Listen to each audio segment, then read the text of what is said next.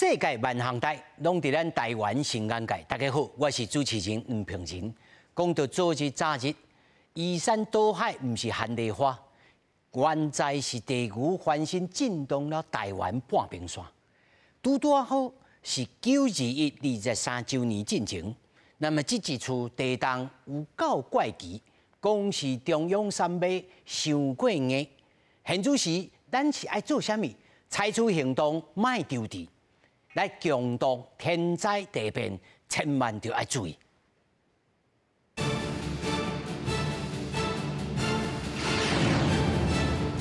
首先，咱来介绍了现场的来宾，建设网站杂志的副总编辑，那么咱的炮啊枪子。各位观众朋友，大家好。那么第二位呢，来到咱现场的是台北市土木技师工会理事长曾经纬曾理事长。观众朋友，大家好。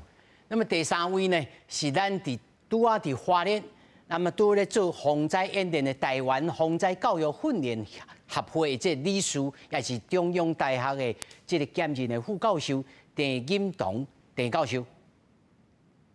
主持人好，各位观众朋友，大家好。是郑教授啊，已经第4天啊，吼，伫现场吼，看起来这个现场吼，阁真匆忙。那么首先咱来看吼，这个地动到底是安怎引起了震动？有人讲说，这其实是震情，就是一个主震，吼这些才是余震。有的讲无，这是两个无同款的物件。到底这个吼是啥物原因呢？所以咱来请教到现场的这3位的来宾。但是咱即马先来看，到底这摆的灾情、玉里这栋大楼后手是发生了什么代志？几台乌托机继续动工，已经透明拆除超过10分钟，边仔也阁泉水压头粉。为着发现玉里这栋3层楼高的厝，伫大地震过了后，起一并倒去，现场救起防疏线，国军在场进行交通管制。今天会把它全部拆除掉，那周边的这个14路口的马路也会重新起上柏油。倒去的厝原本1楼是便利超商，经过交通人员无休困的赶工，总算找到店内保险箱、收金机、甲 ATM。清查确认了后，再付先交予警方，希望会当伫19下昼就将拆除的作业完成。另外，厝倒去也受到隔壁点头。在强震过后，房屋出现裂缝，就连外围围墙砖瓦也散落一地。店家把问题指向隔壁倒塌的3层楼房屋。围墙风拢甲变形，壁真侪所在拢有壁损，架也落落来，店内物品乱糟糟，大门也关袂起来。厝主将是美容美发教学。多年来地动加上好倒去的厝受到相关设备厝受损的费用，估计损失超过40万。只有震坏那个围墙而已的，没有请到我们这边来，东西都没有调到我们这边来，只是说被震央的东西把我一些的所有器材啦、物资啊，整个都破损掉。店家也紧急通知，暂停2天的教学，赶紧将厝内清理完。有计影响超过50名学生，都惊后续灾损爱家己吸收，地动灾后修复造成的损失，恐惊真歹估计。记者综合报道。咱来首先来看到讲，这个918的台东江震到底目前是什么状况？这个高寮大桥登去，玉里大桥也登去，那么鼎湖大桥呢也登去。伦天大桥也登去，4座大桥登去。另外，赤科山、60担山，这讲游客伫内面去封锁掉，好在救出来。第三，咱来看春日国小的校舍好加载，嘛是因为呢，礼拜6、礼拜日无学生囡仔受伤，上大家呢上感觉真意外的是，哇，这个。顶头有便利超商，这个整个大楼来倒去，你这个东里车站规个拢歹去，毁坏去。这整个江震的情形呢，有人讲真奇怪，台东连续就2天2场规模6以上的这个1000元的地动啊，当地讲非常的少见。1973年以来啊，这个地区只有7摆规模超过了5。上最是一摆1998年超过5.5，到底要安怎来看这项代志？咱即摆邀请到咱线顶的咱陈老师，陈老师你甲咱小解说一下吼。这个地动有啥物特殊的所在？这一处啊，有啥物特别的所在？连老师。哦，我基本上在花莲吼，我现在在花莲。那本来是9日台湾的防灾日要做演练，结果发生这个大地震，刚好我们就实际得上战场去，协助这个特搜队，我们展示一些技术。那我整体的所在是咧永利遐便利商店吼，来看咧灾检。那中间过程当中也经过一些点。那其实这一次就如主持人说的哈，大家都知道这一次的地震其实是浅层的地震，而且有造成地表的破裂。那地表的破裂一般来讲的话，这个因为它浅层而且地表破裂，所以造成的灾害也会比较大。那第二个特性是讲，咱会再看讲，统早一个比较强的规模的地震，起码冷套在在地动吼，有看到它的这个震央有慢慢往北移的情况，所以表示说，在纵谷地区的这个断层呢，实际上可能在破裂上有从南部呢一直往北移动的这个情况。那我们知道纵谷地区本来就是这个葫芦碰撞，就是所谓的这个海岸山脉往台湾岛在300万年前就开始撞向台湾这边，所以纵谷地区本来就有很多的这个活动断层。如果讲1951年的话，当时就已经有在纵谷地区发生一系列的这个强震。那1951年的这个10月22号开始呢，当时是从这个花莲这一带开始有断层破裂，一路到这个台东这一带，总共大概有2、3个月不停的这个有强震的这个发生，所以以这个花东纵谷的地质条件来看的话，事实上发生大规模地震以及地震频率比较高，应该是属于过去我们在地球科学研究上都已经知道的这个事实，只是提醒民众说，在未来在纵谷地区仍然可能有发生比较大规模的余震或是强震的可能性。所以这个地震的这个灾害，事实上是有一些地表破裂，还有比较浅层的这个强震所造成。好，这边稍微做个说明。是，老师跟咱讲的这些还是合理的啦，吼，对科学上的认识啦，咱要请教到咱这个副总编辑吼，咱看到这一处吼，头一钟，这个叫做前震吼，煞来个主震，个余震，一路向北，这个现象要安怎解说呢？其实呢，即摆吼，阮会讲较17号迄个是叫前震，但是呢，18号这个较大的6点8会讲伊是主震，但是呢，伫咧地动内底呢，阮来讲一系列这个地震，常常会有当时有前震，有当时有较大的迄主震，有当时无，有当时无对，但是。咱呢是爱讲，等下吼，比如刷落来1个月、2个月了后，阮知影所有的地动伊是偌大，是偌细，伊一个序列出来了后呢，我才会当讲，迄主要迄个上大的才是主震。所以无一定讲，咱即摆会当，头早顾问也有讲吼，咱的即个理事长也有讲，真侪地动的物件是事后看到证据了后，才有通来判断，是毋是安尼讲？是，咱就讲地动，咱拢讲到预测。即马咱足侪学术单位哈，比方说咱的中央大学这嘛是，大概足侪学术单位拢咧希望讲能够来地动，咱要发生进程，咱会使有一些预警的方式哈，咱讲预测地震的发生哈。不过因为即摆咱台湾哈，不管是咱的地质哈，咱的整个板块之间的碰撞。伊迄物件说坦白，迄种有咱整个侵入性的一个隐蔽的，咱来讲的地质的条件啦。这个地质的条件，咱讲要用咱人为方式就明确来去了解伊的发生的，咱讲属于前震，还是讲所谓的主震。其实这种是事后，咱的时序慢慢讲，伊这个地动慢慢变小的时阵哈，咱较知影讲原来头前都有一个是主震哈，是毋是所谓的前震？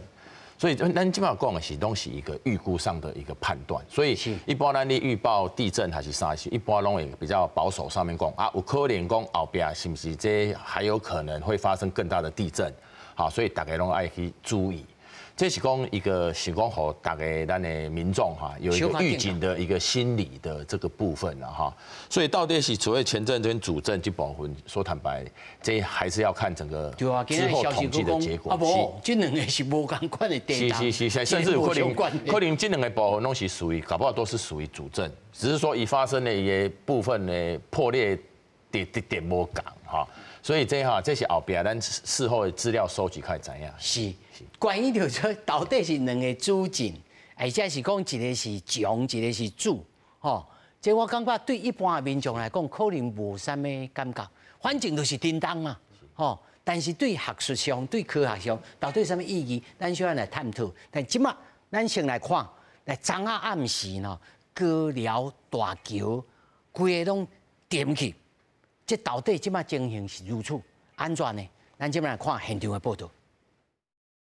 好了，主播各位观众，现在记者是位在花莲玉里的这个高寮大桥旁边的一家修车厂，老板说他才开店1个多月就遇到这个6级大强震。我们看到老板现在正在收拾他现在的这个盆栽，当时地震非常的摇晃，非常剧烈，盆栽我们可以看到完全都已经破损了。老板现在正在收拾当中。他形容当时地震有多强烈啊？当时旁边这一个工具机呢是往前摇，车子是往后晃，两个撞在一起。造成现在我们看到这个保险杆还撞出了一个凹洞。老板还说，当时这个车子停了还不少，外面停了至少3、4台的车子。他当时说，旁边这里有一台小的发财车，前面就是田埂。当时这小发财车一度差点冲进这个田里面。我在修车，然后就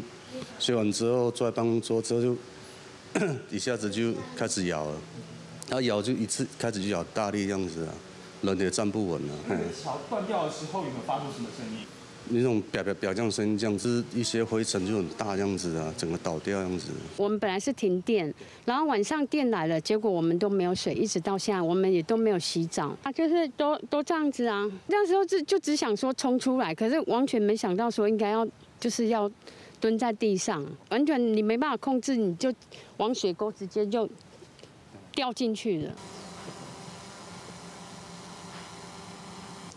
好了，我现在人就在南寮大桥，透过空拍机空照可以看到整条桥柔肠寸断，断成了好几节，而且路面上的柏油路也裂了好几条的长长的大缝。记者的左手边这条缝最大，我们可以看一下这个缝隙呢，大概至少有这个缝至少应该有30公分以上，我们的脚还可以下去，整个人可以站在里面。其实里面都是一些沙土，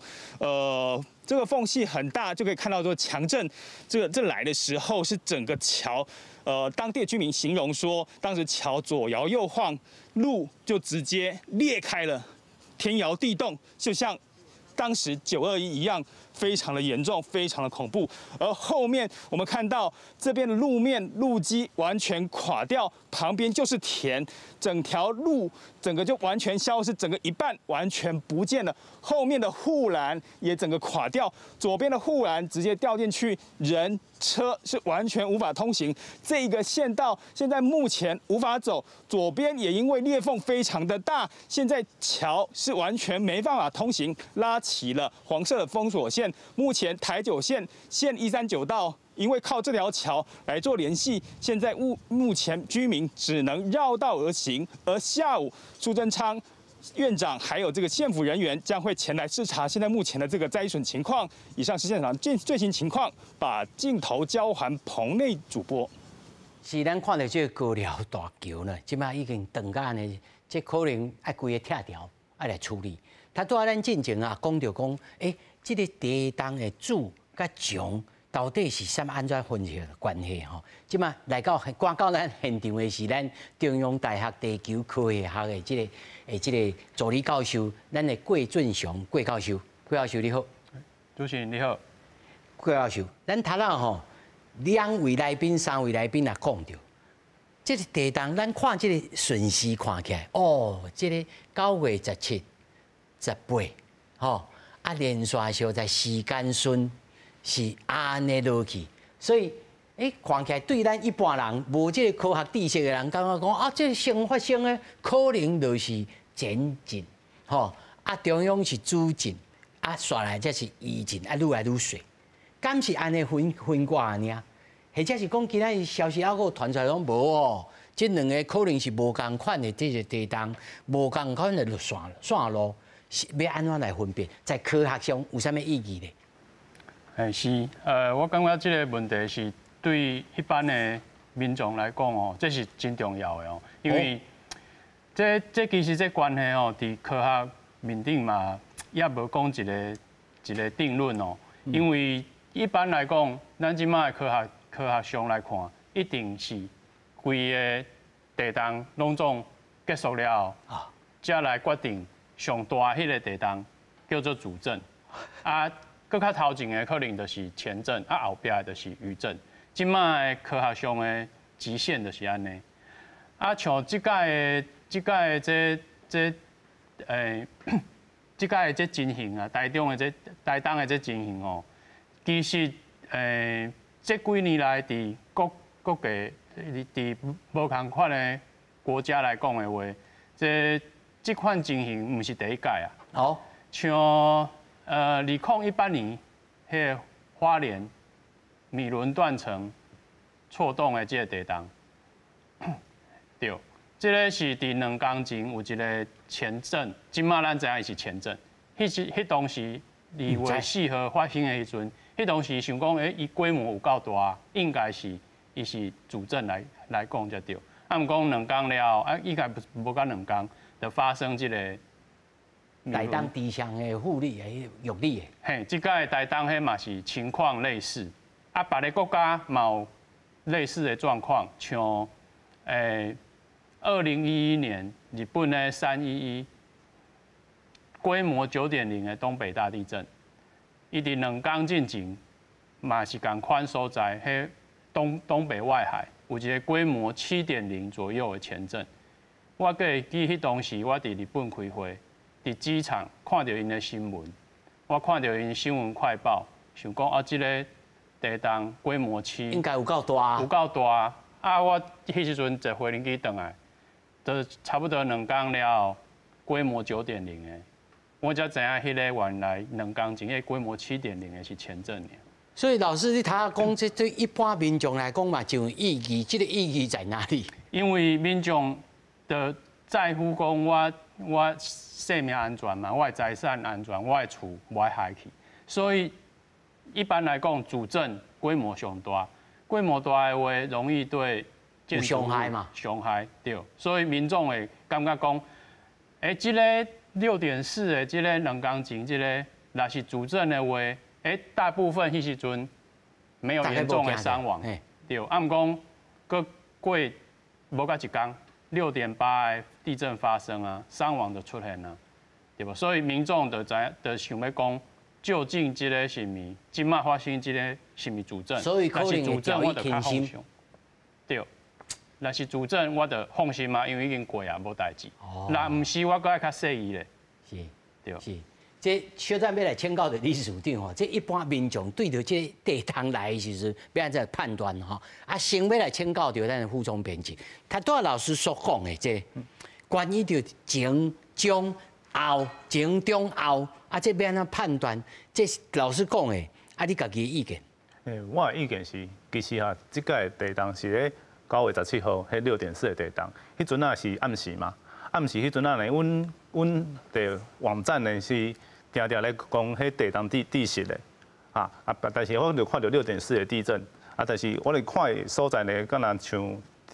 小等下讲到的是中央山脉构造的附近啊遐，我就想到讲，阮进前啊有一个前视图，就是讲全台湾有足侪断层，很多断层伫遐啊。每一个断层阮拢有一丝仔科学研究，讲伊差不多伊上大会到偌大但是我就知影说，这6点是伫这纵谷遮呢，其实伊毋是讲上大，可能上大，可能上大有可能到像即届6.8，有可能可能差不多7哦嘛是有可能。所以呢，常常是认为讲大家讲防灾这个概念呢，就是讲科学有足侪不确定性的，所以呢，阮就要提醒讲，大家说有可能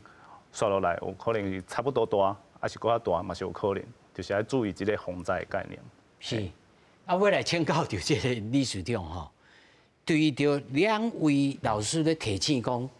有当时这个主甲强的这个地动，对着一般民众的意识上，其实做一个提醒真重要。若是发生着讲，感觉即摆调了真震动的时阵，咱必须爱伫厝内先做啥物代志，较会当来防止着家己性命财产的损失的。其实地动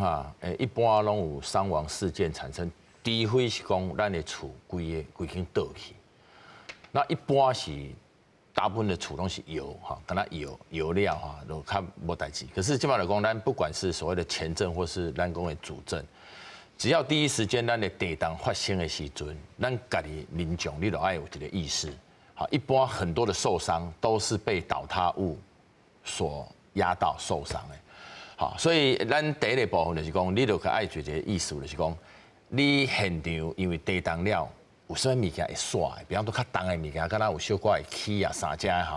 你就爱迄部分爱一下做一下固定，还是讲你爱有一个想法，讲万一个后面有地动的时阵，你爱避开哪些东西容易倾倒，比方咱有玻璃物啦，咱放一寡就这物件会容易移动，会能够掉落的地方，你爱赶紧煞。你就爱第一个你爱先紧固定，第二个是讲你爱想好讲万一有啥物状况的时阵，你爱甲迄个你自己本身咱避难的所在，你就爱摔倒椅啊，你爱想好哈。一般的受伤其实拢是向物件去跌掉，哈。比方说，你讲有的想法讲啊，我今仔地动来时，我是爱去摔，迄个咱整个局限，敢若四边拢有墙面的哈，边啊来去密。不过你即摆边啊，阵若讲有咱讲的电冰箱的时阵，嘛有足可能这地动的时阵，咧冰箱哈，这样物件是会甲你跌起落。嘿，所以这你拢爱先。事先还做好这个我坦白讲哦，咱若拄着大地动时，我头一个动作拢去换迄个神主牌啊，其他拢无去换啊。吼，迄真正是对着一般民众来讲吼，其实爱提高这个境界吼。我刷落来吼，要来连线到这个线顶的咱的这个田教授吼。田教授若声音会使的时，田教授你有听到我吗？是，有听到嘿。是。教授，咱甲你请教，你即摆伫花莲吼？昨仔咱来电话有通过电话，你也讲到这1951年的时阵吼，这个发生的这个花莲啊，这美伦啊，这个地动，这经过差不多有3-4个月吼，这个情形，你会当小甲咱观众朋友说讲一下，迄阵时的情形是安怎？因为吼时间久远啦，免讲到这个美伦啊断层啦，讲到921的大地动的时阵，少年朋友吼都无一定知呢。教授，是。其实依据中央地调所调查的活动断层吼，总共有差不多8-9条吼，已经揭露的资料大概有9条的活动断层，所以这已经是公开揭露的资料。是。那另外一个问题是讲，即马地动要预测是无可能，但是这活动断层的存在事实已经被确定哦，已经确定啊。那咱即马就要思考讲，咱进前的历史来讲，1951年的时阵到底发生啥代志？哦，那感谢节目才有一寡相片会使看吼。迄当阵的地震的发生，就甲即当阵有得相像，就是讲，因为遮侪断层吼，伊一个断层破裂了后，产生了大规模地震，伊可能会诱发在邻近在其他地方的这个断层的活动，所以。同时是为北部哦，叫做花东纵谷来讲，北部花莲家开始破裂哦，在10月20几号哦，22号，我会记得是这个时间。那一直呢哦，产生很多余震，大家想讲，这差不多要结束啊。结果咧12月时阵，搁发生一个大地动哦，因为当时的地质调查无啥清楚哦，我们事后经过。地质调查所吼，大家老师的在研究吼，已经找出差不多有89条的活动断层咧发动纵谷。啊，咱即马就爱思考讲，即马这活动断层既然咧加，咱起码在这个防灾的宣导，一般的民众的这个防灾的演练，哦，那应该要注意什么？例如讲家具要固定，哦，咱家具爱放互栽、放互条，哦，那该爱去内政检查的时阵呢，即马呢内政部其实有提供一些方案，哦，民众哦来申请，来做房屋的安全的检查，哦，那这部分会使去营建署要查吼，有建筑物公共安全检查的一些签证跟申请的办法，这拢是公开。所以咱咧讲，行喺讲厝啊危险，嘛是讲行喺地当来家己厝的有啥物危险，其实政府有补助民众去请这建筑技师来，哦，互你检查这个房屋的安全。哦，这点是会使呼吁民众，以后面对这个大型灾一定会过来啦，一定会过来。但是唔知影当时。田老师，你讲一定会过来哦。先做好准备，一定会过来。先做好准备。所以田老师，歹势，小甲你打断一下吼。咱即马伫花莲，你即马伫花莲，佫会感受到讲，即个疫情佫咧渗，因为今仔日咱听到即个陈国昌吼，咱的即个疫情中心的主任嘛讲啊，讲哦，即2年啊，看到即个规模5以上的吼，已经减少啊，慢慢来减，所以吼，应该是袂佫较大，吼，可能有即种情形。老师，你的看法？安尼看是依据科学来讲，这个是冇可能另外一个主症会发生。哦，拄啊，魏教授讲嘛吼，我们还没有结束整个地震序列的时候，因为讲规个地震序列还没结束进行，我们是没有办法断定哪一个是主症哦。那因为这短暂拄啊解除过，在发动纵谷加真侪活动断层，可能一个活动断层。主震发生了后，去诱发另外一个活动断层，一个发生地动。哦，这种情形在1951年的时候已经发生过啊。哦，所以即马是担心有这个情形搁发生。哦，但是嘛可能无发生。哦，但是嘛可能无发生。所以咱同好的做法就是讲，咱平常时啊对这地动的这准备吼，不一定是咧花莲台东啦，嘛有可能咧西部遮哦西南这边。进前嘛都地大地动哦，咱家己就要做准备。人的一生当中哦，长期统计拢会拄过2摆大地动啦，哦，差不多3-4年就会拄了1摆，这是不能不面对的事实啊。所以也是借由这节目呼吁讲，大家要注意地震防灾安全。田老师跟咱讲事实吼，但是讲到吼心肝头小可淡淡吼。郭教授，他拄啊老师也有讲无咧做半仙的啦。吼，这无法度咱预测讲一定有，一定无。但是真有可能嘛，有一种几率就是讲两边，吼，拢两边这个线其实是会亲像敢若1951年安尼共款，互相会钉塔，互相来发生。这个情形，这个几率，你看起来？对哦，我感觉这郑教授拄啊讲的是正确，毋讲。照气象局来讲的哦，嘛是大部分的状况以下，状况的话，拢是这个大地动经过了，是慢慢啊愈来余震，愈来愈小。对，大部分的情况拢是像安尼哦。毋讲，我嘛是搁甲大家提醒一下哦，嘛是有例外哦，像我拄啊讲的，日本外国像日本的2011东北大地震以外。日本2016年嘛有一个熊本地震啊，伊嘛是前震跟主震，伊的前震的差不多已经7.0啊，我即马会记哩，无唔对的话，前震的已经7.0，主震那像是7.2，所以嘛是相隔差不多48小时的个发生，这是另外一个案例哦。若个另外一个类似的案例，像纽西兰。基督城地震哦，伊是2010年发生一个第一个地动，迄时阵已经最严重啊。毋讲隔年，伊即个地动较无共款，伊中间相隔差不多几啊个月，隔年搁产生另外2011年基督城地震，伊个愈严重，结果造成基督城市区严重土壤异化，然后这些灾损最严重的。是，这是国外差不多嘛是拢这差不多10几年以来的案例，就已经几啊届啊。所以这地震真正到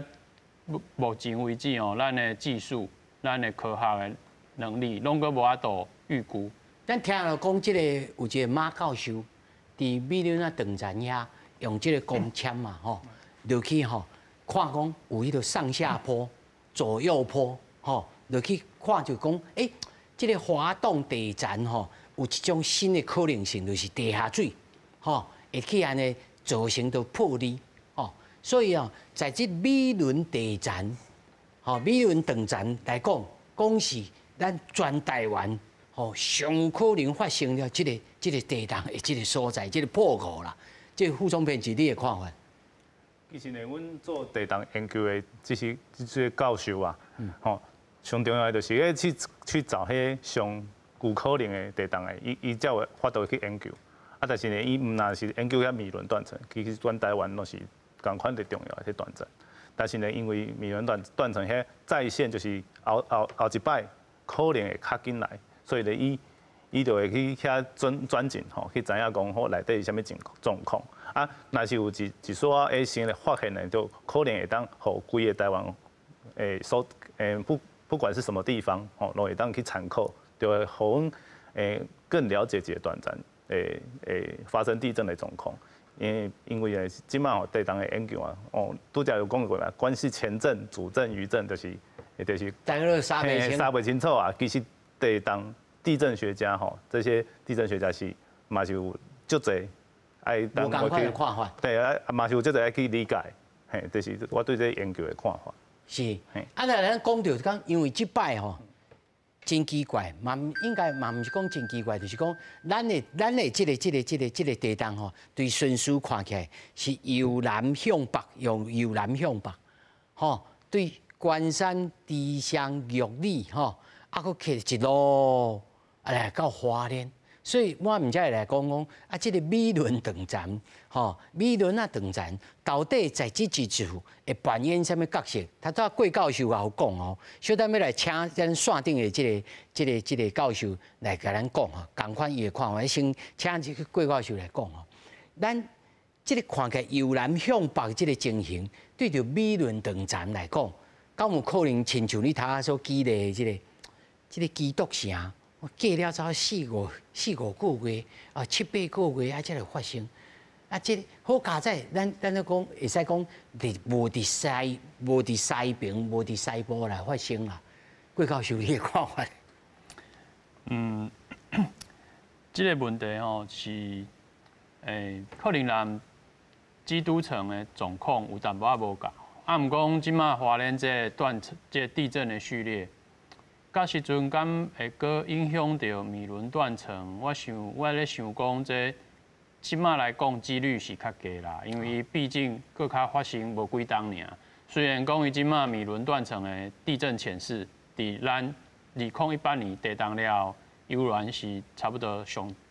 全台湾上悬的。啊，毋讲即马这个才2、3冬尔，就搁发生的话，这就是。全世界足少看到的案例啊，对，所以啊，毋讲这几工这地动啊，好佳在是发生伫东台湾无毋对，若是伫西台湾的话，可能这状况啊，搁较哪看来哦，可能比即马搁较严重的机会足大的，因为即届阮前2工这地动，阮依据即马目前中央气象局的强震资料。初步来分析来看，这地动加速度最大地动加速度，这侪测站拢差不多达到0.5 G， 就一半的重力加速度的值。啊，嘛有几个测站呢最大速度值差不多超过100公分每秒，100公分每秒。老师，你睇讲这2个数据，这一般的这意思是啥物意思？伊就是关系到咱这个地动的时阵，这个测站，这个所在震动幅度的大小。你震动愈大，心的大小，你心甲愈大，建筑物的越容易倒塌。较危险。嘿，就愈危险。像共款这数字啊，咱们2016年的这美浓地震比起来的话，美浓地震 PGA 差不多最大加速度值差不多400，按讲这届这有加500。啊，最大速度值美浓地震一个测站，新化测站吧，差不多70。这届这花莲即马上大的差不多有110、110还是120，哦，拢个较大。啊，毋讲拢个比2018年的花莲地震较细淡薄啊。花莲地震呢，最大速度值有到150，啊，毋讲伊的最大加速度值差不多400，无讲真大。这每一个地震伊的特性拢无啥共款。啊，毋讲这 PGA 啦 ，PGA 我拄仔讲的最大加速度啦，最大速度值，就是即马中央气象局新的要来计算伊的震度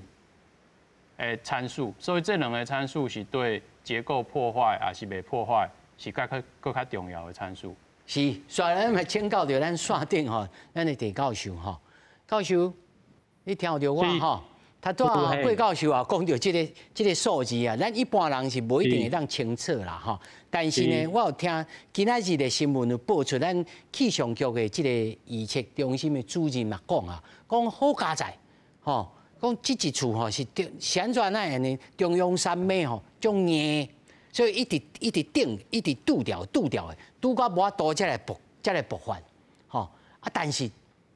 伫台北盆地的人哦，其实佢感觉真心呢，这是什么原因呢？咧台北哦，进前嘛几啊摆地震啦，包含9月9日哦，集集大地震嘛是啊吼。这样离啊远，结果台北嘛是心甲哦，大家拢真惊吓咧，尤其大楼嘿真惊吓嘿。其实台北有所谓的盆地效应哦，因为地下迄个路段吼较高，伊即马震波传入去了吼，在咧盆地内底一直在反复的这个反射折射，那就会把那个震波会放大哦。那这案例唔是干那台湾有尔，足侪国家拢有这个现象，就是讲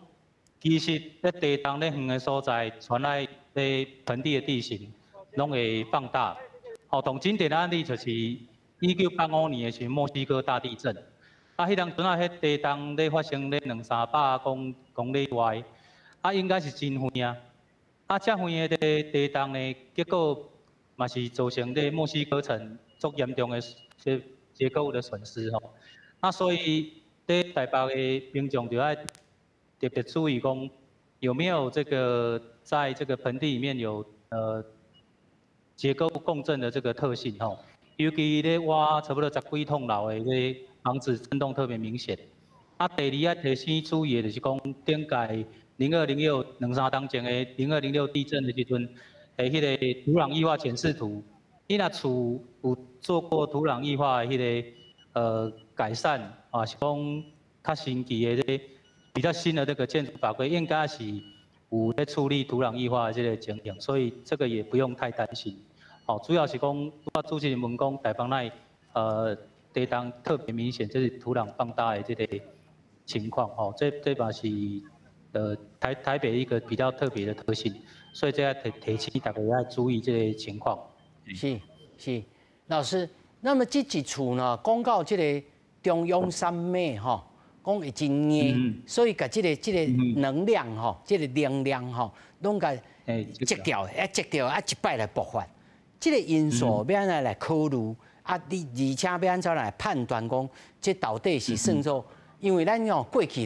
听了地动听真济，拢定讲啊，这个叫做能量释放、能量释放啊，尔啦。所以大家免惊。所以这到底听到能量释放是爱紧张，还是爱应该要放松呢？OK， 菲律宾海板块这每年拢差不多有差不多7到8公分为台湾这边靠近了吼，这是自然科学上大家拢知的代志，就板块碰撞。你若弄来台湾呢，伊咧岛屿的能量较调的积调的，也是咧岛屿能量会慢慢释放，其实嘛，中央地调所其实有 GPS 的观测，哦，那就可以看出来说，台湾有哪些地方它这个位移的能量比较大，哦，那但是咱要注意一个情况，这长时间的观察，但是平常时啊呢，哦，每年哦，举例来讲，有差不多1、2公分的位移，啊，结果你后边的观察来讲，结果它的这个位移量变少，啊，这就要较小心讲是不是有能量失调的情况。那因为观测的时间，差不多起码差不多20、30天拢有这资料会使收集，但是对于这个一个地动的活动周期来讲，是时间还是偏短。不过还是有一些科学上的依据可以来判断说哪些地方能量可能会累积。哦啊，所以咱就要善用这个科学家研究的数字，来提早了解说哪些地方可能会有能量这个累积的情况。哦，所以活动量很大的纵谷地区的话，基本上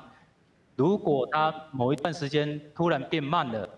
哦，活动的这个断层活动变慢了，这个部分可能就要提醒注意。啊，这方面的科学研究。不止台湾啊，全世界拢有这 GPS 的观测，其实也在建议政府这方面的资料也使多加利用，然后多提早做一些准备。好。是啊，这地教授应该常常像咱的节目来呼吁啊，大家都要注意啊，因为啊，看到这个平常时吼，那无地动的时阵哦，拢感觉吼无要无紧。小等下要请理事长来甲咱讲哦。咱一般的这个民体内面要来处理，延续他昨田老师吼所讲的这个，要来邀请到这个副总编辑老师讲的意思是讲，这个菲律宾的板块应该是当年就会前进，就会缩到7公分、8公分。啊，如果若这2档看起来，敢若1公分、3公分啊，尔就感觉讲，伊这平常时应该会缩在7公分，所以大家有所警觉，是这个意思吗？差不多是这个意思。但是我要补充一个，就是拄则讲迄菲律宾海板块哦，甲一个阮的欧亚板块，这2个相近，所以咧才有台湾岛出来。啊，阮伫咧海岸山脉迄纵谷遐呢，咱看到一个桥叫做玉里大桥，即届可能嘛有煞灾情。啊，玉里大桥的旧的迄个桥呢，伊就拄啊好穿过一个纵谷断层，所以你会看到迄桥每一档拢会有一发线，会移动。我敢若坐电梯安尼。啊，遐嘛有一个景点，就是有画一个板块边界伫遐，互恁去翕相，互恁去了解讲。哦，这就是欧亚板块跟菲律宾板块。嘿，就是这2个板块那个边界。啊，呢，即届呢地动呢，就是伫咧跟它平行的。哦，那咱拄则讲纵谷断层，啊，佮有一个看中央山脉断层，哦，较挖中央山脉遐呢，伫迄断层呢，迄是过去差不多20档吼，迄科学家吼拢是咧讲，伊到底有存在无？因为咱看袂到，位地表看袂到，伊不像纵谷断层，咱有诶无立体表面，嘿，伊无立体表面，伊伫较地骹内底，嘿，有沉积物迄砍掉的，所以咱看袂到。但是即届地动呢，拢伫我伫咧这个中央山脉断层下，所以科学家就会担心讲，是毋是即条哦？阮即马有搁较侪证据讲一条会存在。啊，即个最大家上重要的代志呢，就是讲，咱知影遐有一个地震的潜势，就知影讲啊，以后可能咧像些图管顶有画一个中央山脉构造，差不多即摆画去17%的可能性，未来50年，有可能有17%会震动。17%。嘿，但是呢，因为即摆阮更搁较了解伊啊，可能伊个17%呢，我咧想可能有一撮变动。因为阮科学资料若是愈侪，咱就愈知影讲，伊是啥物款的状况。是，他副总编辑来讲啊，讲哦，这个拄好一个欧亚板块，甲一个菲律宾板块的这个中介绍，咱是毋是有这个科学机构伫踮遐安尼，逐工用镜头咧记录，看伊有咧烧钱，有咧烧话无？啊，对遮会当啦，咱敢若讲一叶知秋啦，知影讲哦，这个安怎拄安怎？这个全台湾，咱头下看到一张图吼，全台湾其实嘛有这种几率发生的这个图的，但一般民众也无咧看呢，啊看了嘛加烦恼的呢。老师，你做这种地质教学的人哦，你安怎看这民众的心态？你咧安怎教学生啊？对着咱社会大众来讲，嘿，这我先回答讲这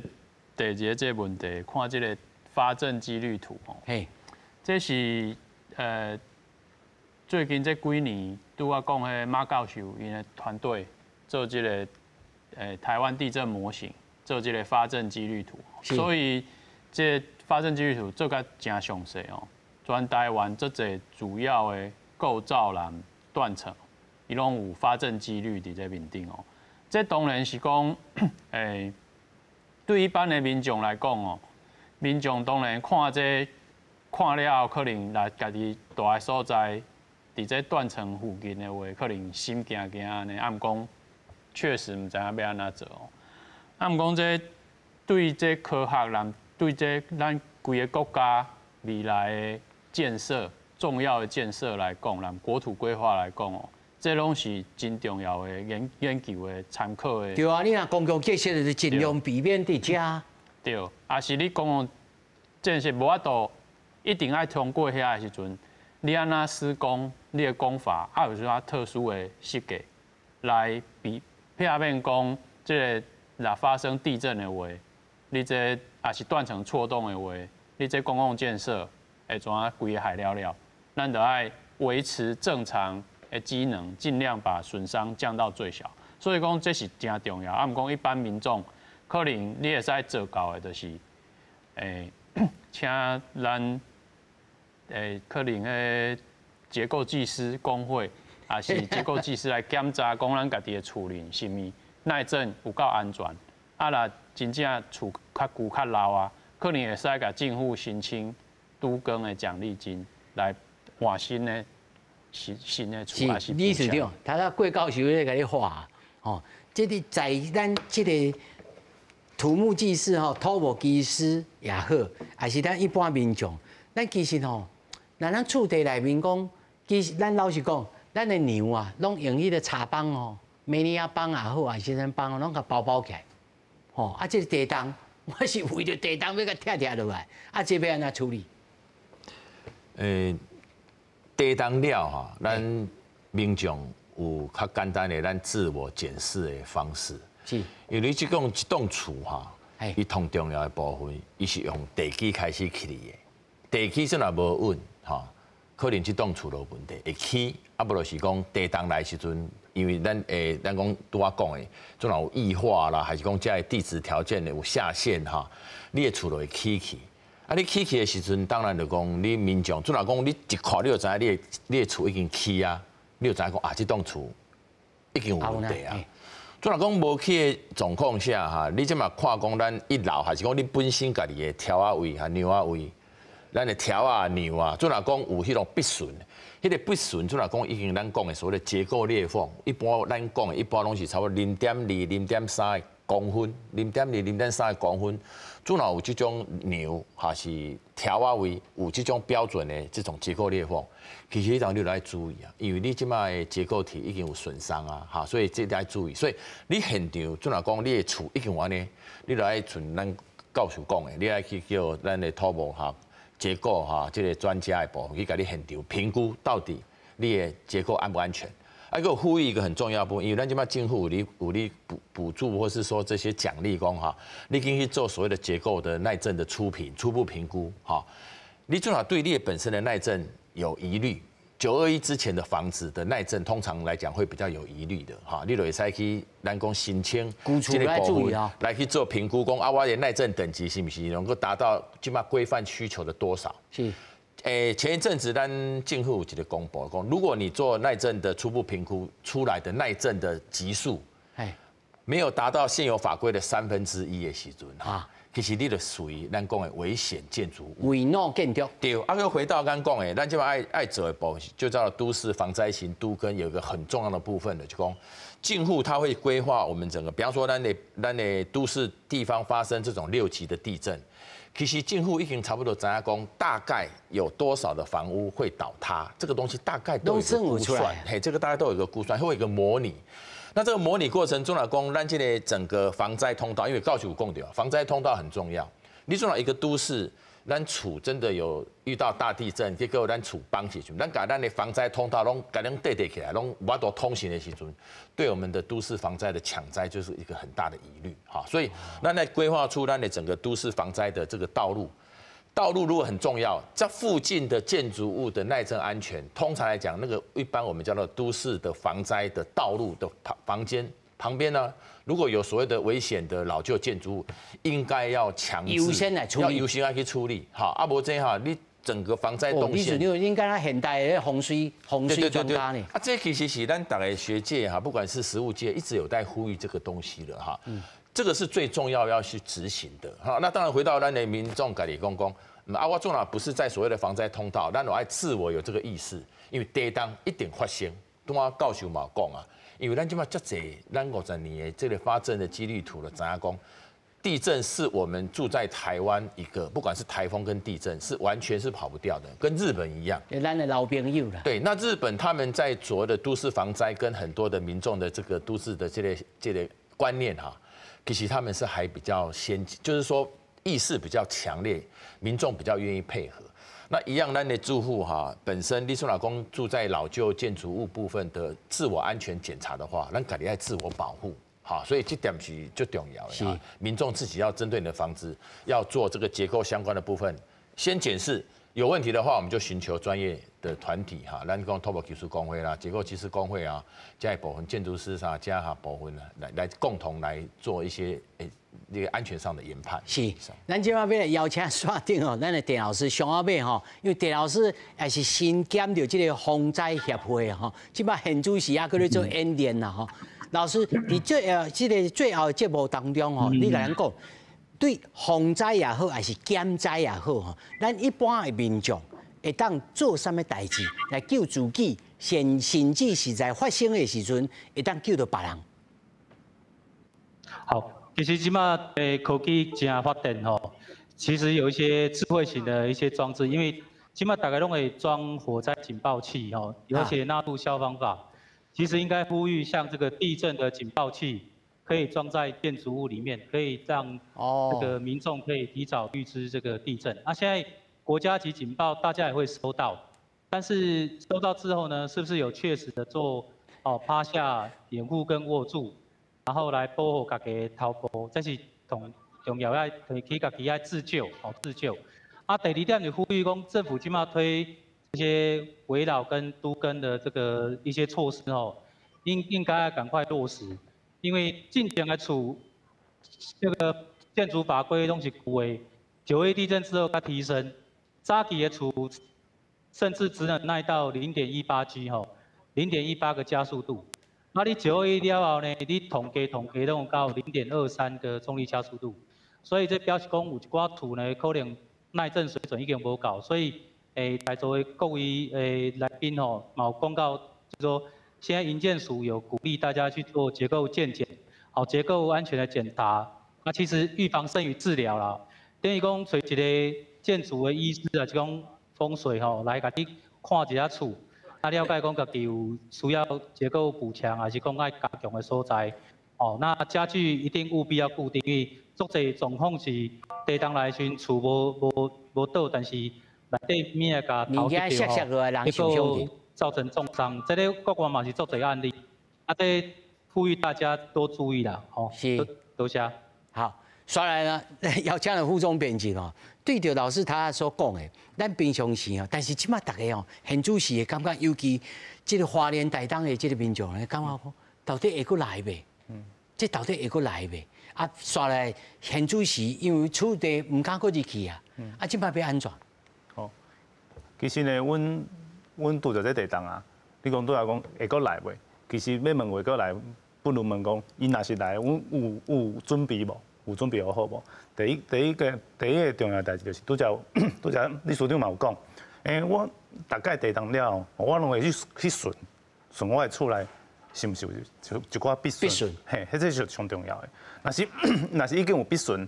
咱就要这里，若是必顺有较大譬如说你可以2公分、3公分，达到2公分，嘿，差不多嘿，一个0.2，嘿，就差不多一个硬币，给它挤落去，就差不多，就要嘿，就要请迄专业的技师来看。嘿，这是上重要的代志。你若厝吼，会倒袂倒，迄是你生命财产上重要的。但是你亲像咧，我亲像迄天棚拢包包起来呢，嘿，迄牛拢包包起来，这算要安怎？维修孔一定要维修。嘿，对，你本来咧设计时阵就已经，互你有法度看会到的所在。嘿，这是本来的设计啊，但是即马咧，大家若是有咧惊咧，就是比如说现在准备什么防灾包，吼，像我都家己嘛有准备防灾包，嘿，就是有人讲爱保险啦，嘿，真正嘛是，这拢爱做，我想讲是安尼，你若有一个意识呢，就会较防灾。老师，你讲话这个到底主政跟余政及主将之间，因为我的所在是讲，若是两个无共款的物件，这应该搁发生着吼。